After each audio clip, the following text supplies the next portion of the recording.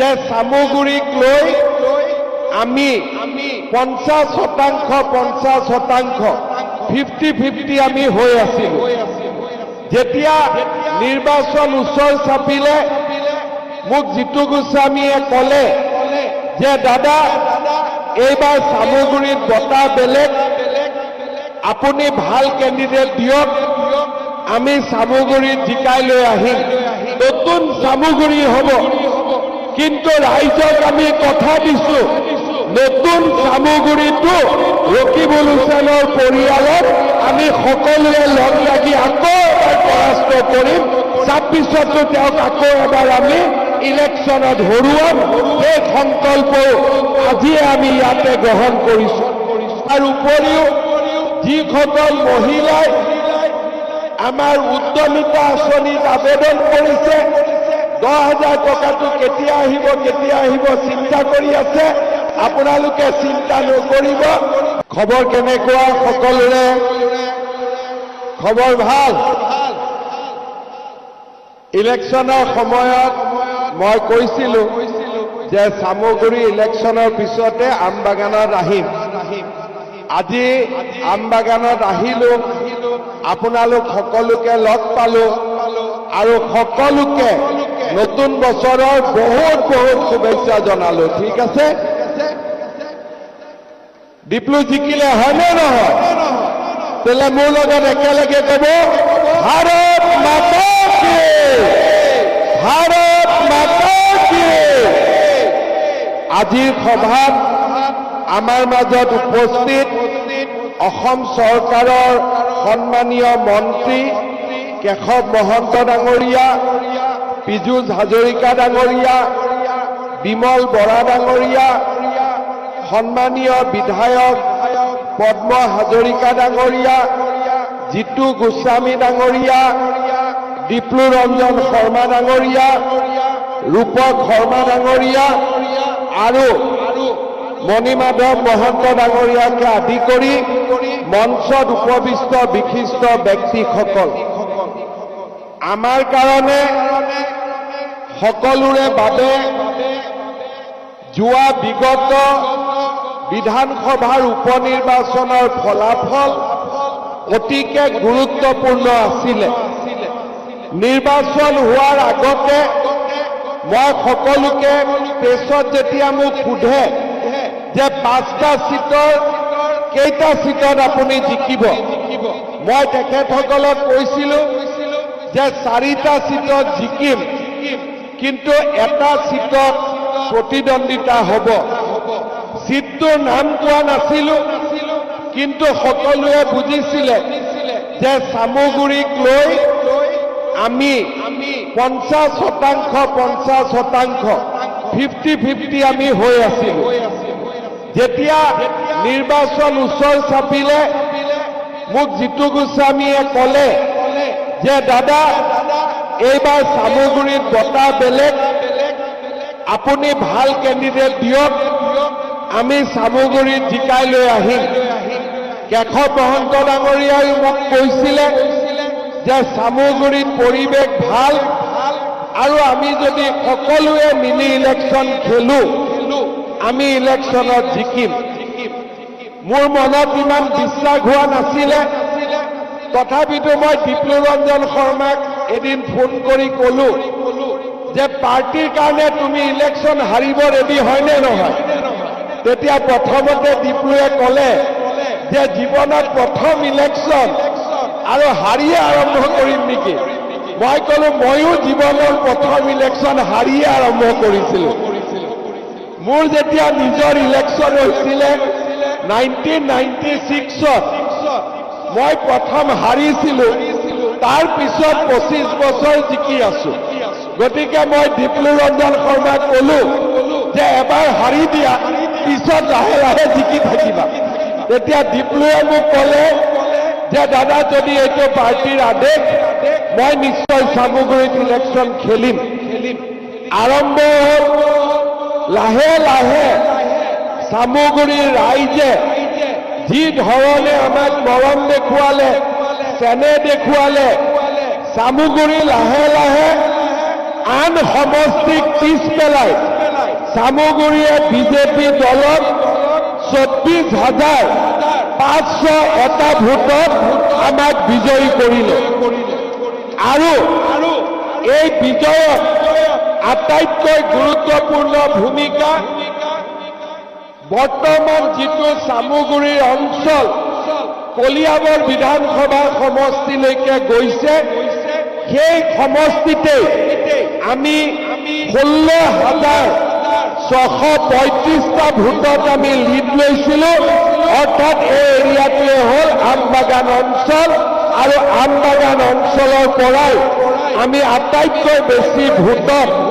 আমি লিড ল'বলৈ সক্ষম হৈছিলোঁ ইলেকশ্যনৰ মিটিঙত আহোঁতে মই কৈছিলোঁ যে ইলেকশ্যনৰ পিছত মই আমবাগানত আহিম বহুদিন মোৰ আমবাগানত অহা হোৱা নাই আৰু আমবাগানত মই নিজে আহি ৰাইজক মোৰ কৃতজ্ঞতা জনাম মোৰ প্ৰথম আজি চামুগুৰিত ভৰি দিয়ে মই প্ৰথম চামুগুৰিৰ ৰাইজক অন্তৰৰ গভীৰতম কোণৰ পৰা মই বহুত ধন্যবাদ আৰু কৃতজ্ঞতা জনাইছো এই সমষ্টিটোৰ বিজয় অহংকাৰৰ বিৰুদ্ধে বিজয় এজন মানুহে কিমান অহংকাৰী হওক কিন্তু যেতিয়াই অহংকাৰী হৈ আমি গৈ থাকিম তেতিয়া ওপৰত ঈশ্বৰে হওক আল্লাই হওক কোনেও অহংকাৰীক কেতিয়াও জীয়াই থাকিবলৈ নিদিয়ে অহংকাৰীৰ পতন যুগে যুগে হৈছে আৰু এইবাৰো অহংকাৰী ৰকিবুল হুছেইনৰ পতন চামুগুৰিত আমি নিজে সকলোৱে দেখা পালোঁ এজন মানুহৰ দেউতাকো এটা জেগাৰ পৰা এমএলএ হ'ব পুতেকো এটা জেগাৰ পৰা এমএলএ হ'ব নাতিয়েকো একেটা জেগাৰ পৰা এমএলএ হ'ব চামুগুৰিৰ পৰা কলিয়াবৰলৈ যাওঁতে আমবাগানৰ ৰাইজে ৰকিবুল হুছেইনক বুজাই দিলে যে আমিও আপোনাৰ অহংকাৰ খতম কৰিব পাৰোঁ আমিও আপোনাৰ অহংকাৰ নোহোৱা কৰিব পাৰোঁ আজি মই বিশ্বাস কৰোঁ যে এই চামুগুৰিৰ নিৰ্বাচনে অসমৰ ৰাজনীতিলৈ এক নতুন পৰিৱৰ্তন আনিলে আৰু 2026ত বিজেপি আৰু এজিপিৰ বিজয় 100% আকৌ এবাৰ নিশ্চিত কৰিলে নে নাই নিশ্চিত কৰিলে নে নাই সঁচাই কৰিছেতো 26ত বিজেপি জিকিব নে নাই লাহে লাহে কৈছে নেকি জিকিব নে নাই বিজেপি জিকিব এজিপি জিকিব নে নাই জিকিব একদম জিকিব বহুত ধন্যবাদ এই ইলেকশ্যনত আমাক একেবাৰে ওচৰৰ পৰা আমাৰ মন্ত্ৰীসভাৰ পৰা এই ইলেকশ্যনৰ দায়িত্ব ল'বলৈ মই বিমল বৰা ডাঙৰীয়াক অনুৰোধ কৰিছিলোঁ আৰু তেখেতে প্ৰায় এমাহ ডেৰমাহ সময় চামুগুৰিত ইলেকশ্যনৰ বাবে সময় দিছিলে আমাক সকলোকে একত্ৰিত কৰি নিৰ্বাচনটোত আগুৱাই লৈ গৈছিলে মই ৰাইজক অনুৰোধ কৰিম আপোনালোকে বিমল বৰা ডাঙৰীয়াৰ কাৰণে এটা দীঘল হাত চাপৰি আপোনালোকে নিশ্চয় মাৰিব শ্ৰদ্ধা ৰাইজ কামাখ্যাত আছা নিৰ্বাচনেই হওক বা ডিপ্লুৰঞ্জন শৰ্মাৰ নিৰ্বাচনেই হওক কেশৱ মহন্ত ডাঙৰীয়াই যেতিয়াৰ পৰাই এই অঞ্চলটো কলিয়াবৰলৈকে গৈছে আৰু তাৰ আগৰ পৰা তেখেতে এই অঞ্চলৰ ৰাইজৰ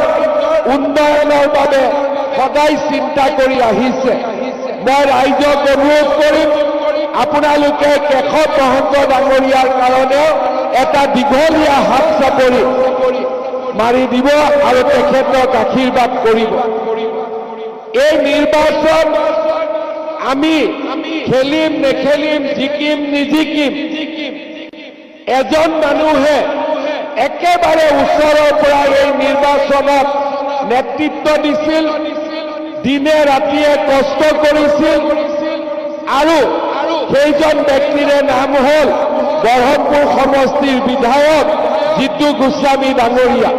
মই আপোনালোকক অনুৰোধ কৰিম, জিতু গোস্বামী ডাঙৰীয়াৰ কাৰণে আপোনালোকে এটা দীঘলীয়া হাত চাপৰি মাৰি তেখেতক যেন আশীৰ্বাদ কৰে। শ্ৰদ্ধাৰ ৰাইজ, কেইটামান মাহেই হওক বা ডেৰটা বছৰেই হওক, চামুগুৰি সমষ্টিৰ ৰাইজে ডিপ্লু ৰঞ্জন শৰ্মাক বিধায়ক হিচাপে নিৰ্বাচিত কৰিলে। ইয়াৰ পিছত চামুগুৰিৰ কলেবৰ পৰিৱৰ্তন হ'ব, নতুন চামুগুৰি হ'ব। কিন্তু ৰাইজক আমি কথা দিছো, নতুন চামুগুৰিটো ৰকিবুল হুছেইনৰ পৰিয়ালক আমি সকলোৱে লগ লাগি আকৌ এবাৰ পৰাস্ত কৰিম। 26তো তেওঁক আকৌ এবাৰ আমি ইলেকশ্যনত হৰুৱাম। সেই সংকল্প আজিয়ে আমি ইয়াতে গ্ৰহণ কৰিছো।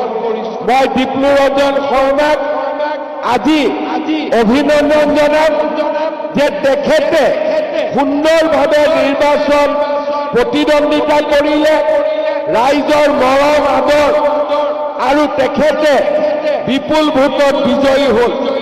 মই আশা কৰোঁ ডিপ্লু ৰঞ্জন শৰ্মা ডাঙৰীয়াই কেশৱ মহন্ত ডাঙৰীয়াৰ সৈতে লগ লাগি এই বৃহত্তৰ আমবাগান অঞ্চলৰ ৰাইজৰ উন্নয়নৰ কাৰণে কাম কৰিব।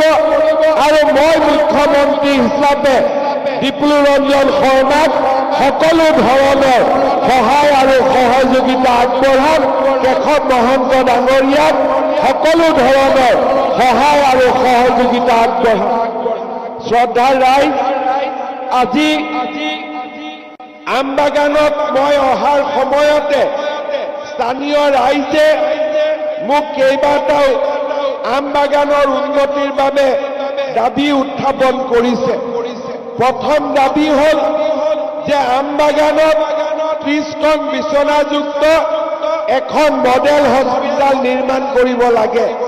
ৰাইজক মই প্ৰতিশ্ৰুতি দিছো, আগষ্ট মাহৰ আগতে ইয়াত মডেল হস্পিটাল নিৰ্মাণৰ কাম আৰম্ভ হ'ব। এই প্ৰতিশ্ৰুতি মই আজি আপোনালোকক দিব বিচাৰিছো। আপোনালোকে আমবাগান বজাৰৰ পূজা বাৰীখন অত্যাধুনিক ৰূপত আপোনালোকে সজাবৰ বাবে মোক অনুৰোধ কৰিছে।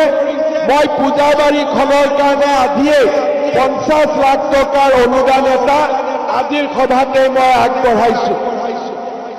শ্ৰদ্ধাৰ ৰাইজ, আপোনালোকে লাওখোৱা চিকিৎসালয়খনকো মডেল হস্পিটাল নিৰ্মাণ কৰিব কৈছে। মই লাওখোৱা চিকিৎসালয়খনো মডেল হস্পিটাল হিচাপে আপোনালোকক নিৰ্মাণ কৰি দিম।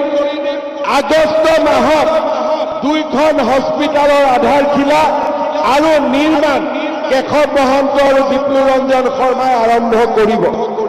ইয়াৰ লগতে আমবাগান উচ্চতৰ মাধ্যমিক খেলপথাৰখন অৰ্থাৎ এইখন সুন্দৰ কৰি দিয়াৰ বাবে অনুৰোধ কৰিছে।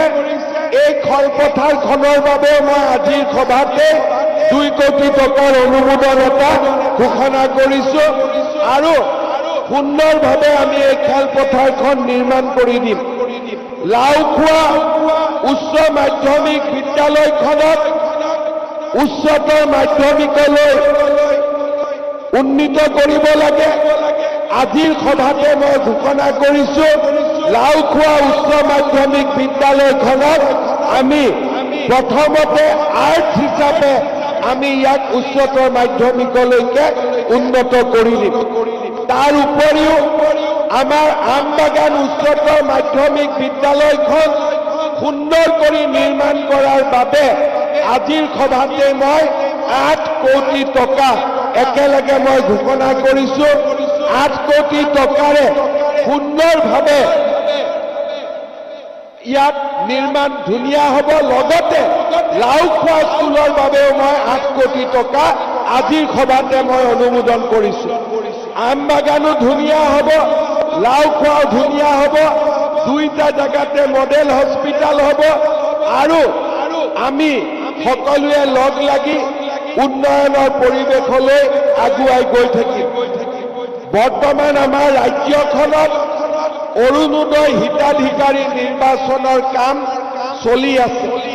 আমাৰ ৰাইজে প্ৰত্যেকটো পুলিং বুথতে গাঁও সভা পাতি ধুনীয়াকৈ যাতে অৰুণোদয় হিতাধিকাৰীসকলক নিৰ্বাচিত কৰি দিয়ে আৰু আমি যিমান পাৰোঁ বেছিকৈ চামগুৰি ৰাইজৰ বাবে অৰুণোদয় আঁচনি দিবৰ বাবে আমি চেষ্টা কৰিম। আজিৰ সভাতে চামগুৰি ৰাইজৰ বাবে মুখ্যমন্ত্ৰীৰ বিশেষ কোটাৰ পৰা মই অতিৰিক্তকৈ আৰু ২,৫০০ অৰুণোদয় বেলেগ সমষ্টিৰ তুলনাত মই বেছিকৈ এই সমষ্টিৰ ৰাইজৰ বাবে আজিয়ে মই ঘোষণা কৰিছোঁ, যাতে মেক্সিমাম পৰিয়ালে আমাৰ ইয়াতে অৰুণোদয় আঁচনি পাব পাৰে। ইয়াৰ উপৰিও যিসকল মহিলাই আমাৰ উদ্যমিতা আঁচনিত আবেদন কৰিছে, ১০,০০০ টকাটো কেতিয়া আহিব চিন্তা কৰি আছে, আপোনালোকে চিন্তা নকৰিব, ঠিক আছে? আপোনালোকে এইটো বিষয় লৈ একেবাৰে চিন্তাই নকৰিব, মোৰ ওপৰত এৰি দিব। এতিয়া মই দুটা কথা কৈ সামৰণি মাৰিম। আমাৰ অসমখন লাহে লাহে পৰিৱৰ্তনৰ ফালে আগবাঢ়িছে। এদিন আমাৰ অসমখন আছিল অসমীয়া বঙালীৰ মাজত কাজিয়া, হিন্দু মুছলমানৰ মাজত কাজিয়া, জনজাতীয় অসমীয়াৰ মাজত কাজিয়া। আমাৰ অসমখন অশান্তিৰ অসম আছিল। যোৱা ৩.৫ বছৰত বিজেপিৰ চৰকাৰ অহাৰ পিছৰে পৰা আমি অসমত কোনো সম্প্ৰদায়ৰ মাজত কাজিয়া লাগিব, হুলস্থুল কৰিব কাকো দিয়া নাই। আৰু আজি বঙালী মানুহে হওক, অসমীয়া মানুহে হওক, জনজাতীয় মানুহে হওক, আমি সকলো শান্তিত বাস কৰিছোঁ। কোনেও কাৰো ওপৰত অত্যাচাৰ কৰিব নোৱাৰে। সকলোৰে মাজত মৰম আৰু চেনেহৰ এটা সুন্দৰ পৰিৱেশ আমি নিৰ্মাণ কৰিছোঁ। আজি ৰাতিপুৱা নগাঁৱত আমি স্কুটি বিতৰণ কৰিছিলোঁ, চাইকেল বিতৰণ কৰিছিলোঁ। তেতিয়া মই এটা কথা কৈছিলোঁ যে আগতে যেতিয়া APSCৰ ৰিজাল্ট দিয়ে, পুলিচৰ ৰিজাল্ট দিয়ে, যেতিয়া ডাঙৰ পৰীক্ষাৰ ৰিজাল্ট দিয়ে, দুখীয়া মানুহে ৰিজাল্টৰ খবৰ নলৈছিল। কাৰণ চাকৰি দুখীয়া মানুহৰ ভাগ্যত লিখাই নাছিল। এজন যদি দুখীয়া মানুহ ACS অফিচাৰ হ'ব লাগে, 1 কোটি টকা ঘোষ নিদিলে কোনো ACS হ'ব নোৱাৰিছিলে। চৰকাৰী চাকৰিৰ বাবে হয় ৰকিবুল হুছেইনৰ ঘৰত অহা যোৱা কৰিব লাগিছিলে, নহ'লে 10 লাখ 15 লাখ টকা ঘোষ দিব লাগিছিলে। পুলিচত ল'ৰা দৌৰে, যোনে দৌৰি পাছ কৰে সি চাকৰি নাপায়, যোনে দৌৰি ফেইল কৰে সি চাকৰি পায়। আজি আমি অসমত এটা নতুন পৰিৱেশ সৃষ্টি কৰিলোঁ। চাকৰি কোনে পাইছে? মন্ত্ৰীৰ খোল খালি একে নহয়। চাকৰি কোনে পাইছে? ডাঙৰ অফিচাৰৰ ল'ৰা ছোৱালীয়ে নহয়। চাকৰি কোনে পাইছে? গাঁৱৰ তৰকাৰী বেপাৰীৰ ল'ৰা, গাঁৱৰ পকৰি বিক্ৰী কৰা দোকানী আৰু গাঁৱৰ বিধৱা মানুহৰ ল'ৰা ছোৱালীয়ে আজি অসমত চৰকাৰী চাকৰি পায়।